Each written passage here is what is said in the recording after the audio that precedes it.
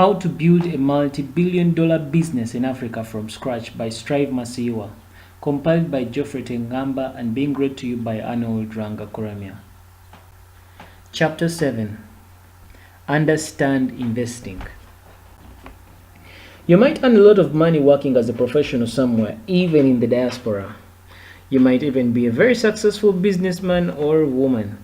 But if you do not know how to invest, the money will just pass through you like a fast-moving stream of water. Investing must always be at the forefront. In the last chapters, I talked about how I started my business. I really hope you managed to pick up some principles which will help you in your search for greater understanding of these important issues. Now I want to talk about investing, as many of you have been asking about this subject. This is a huge subject, and I'm only going to scratch the surface. If you really want to deepen your understanding, you must use what I say as a launchpad to help you get into the subject, and then buy books and read as much material as you can over the next few years. If possible, even take some courses, even online.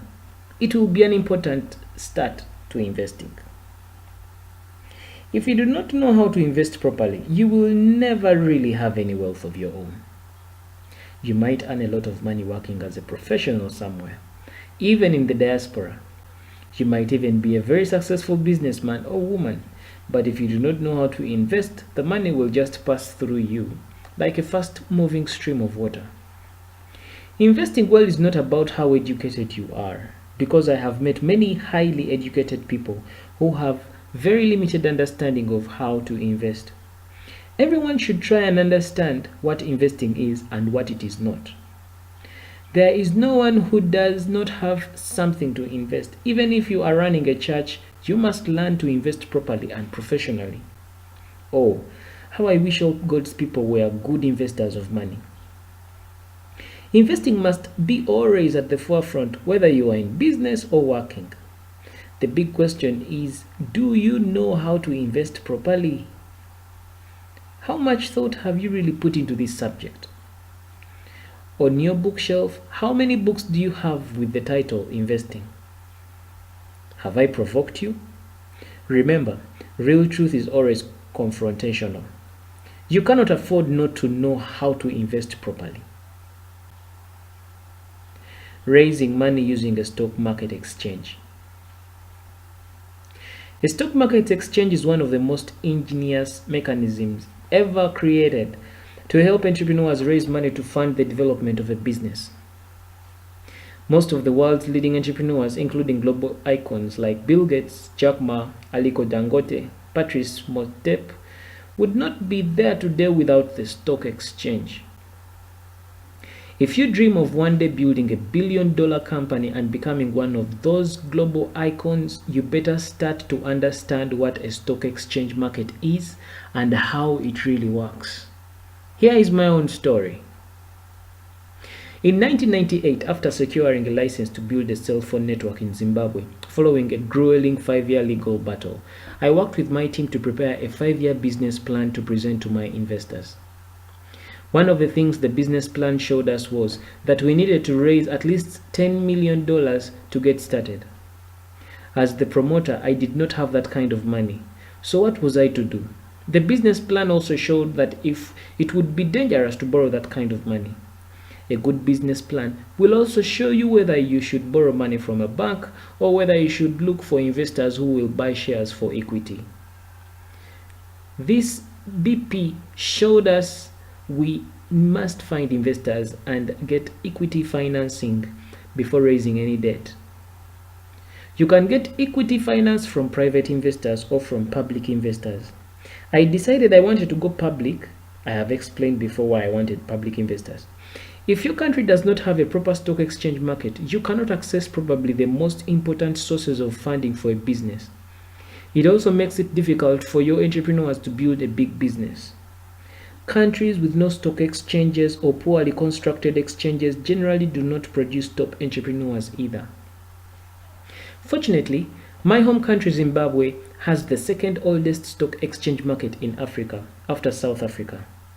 It was first established almost 100 years ago. In 1998, the Zimbabwean Stock Exchange was still able to mobilize both local and international capital to support business people.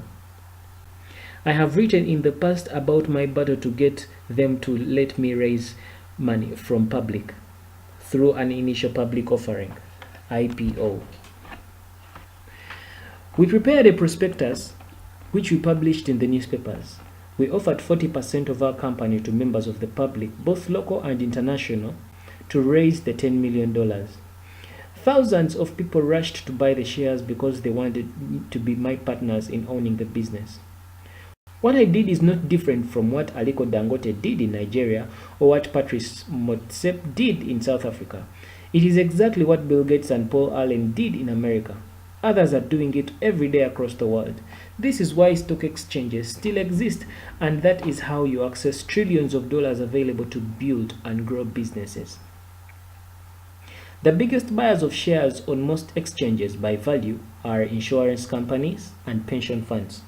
So if you have a life policy or make pension contributions through your job, you are probably a shareholder of most public companies in your country, because this is where they invest most of your money. Some of you are shareholders even of the company I started without even being aware of it. Once I listed the company, my new partners, the public, who bought the initial shares, were now free to go to the market and either sell or look for more from others who had bought. If the demand was high, the price went up, and if the demand was low, the price came down. This buying and selling does not involve the company in any way. We had raised our money and now could deploy it to grow the business. If we needed more money, we could simply sell more shares ourselves in another process known as a rights issue. I never return to ask shareholders to give us additional capital as often happens. Instead, I retain all the profits in the company for 5 years and use them to finance further growth. I was heavily criticized at the time for this policy by some myopic observers who wanted me to pay dividends. The company went up in value from $10 million to more than $1.5 billion by 2014, despite the huge economic challenges the country had faced. In my post, I will show you how I started to buy shares in global businesses when I was only 17 and still at school. Do your research. When I was still only 17 years old, I asked my elderly gentleman who was a headmaster at a school about buying shares on a stock exchange. He was particularly rich, but every day he would get a newspaper and begin to look at the stock prices in much the same way many of you read the sports news. Do you need to be very rich to buy shares? I asked him. Not really. Here in England, even working class people like me can also buy shares if they know what they are doing. Can you teach me, sir? Of course I can. Why don't we start you trading right away? But I have no money. He told me to bring a clean notebook which would act as my book on buying and selling stock. Let's create a fictitious $100 as your share buying account. Now what I want you to do is to choose some companies and pretend you have bought some shares using your money. And every day you must check how your companies are doing. In less than half an hour, I was studying the stock prices of companies and choosing which ones to buy with my £1,000. I carefully wrote down which ones I liked. Soon I was checking every day how I was doing. The trick is to get to know your business. Remember, you have shares, which means you are a part owner of these businesses, he said to me gently. Before long, I had become disciplined in checking prices of my companies because I had a shareholding in these companies. If I had anything mentioned about these companies, I was quick to check.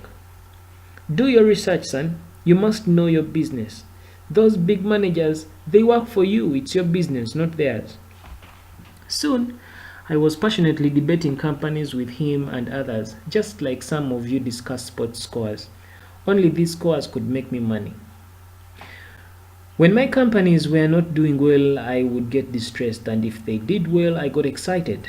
If they paid a dividend, I would record it in my book. Easy, isn't it? Very easy, sir. You will be a millionaire one day. I hope so, sir.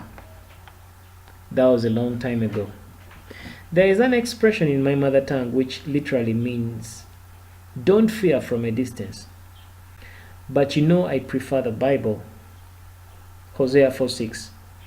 My people perish for lack of knowledge.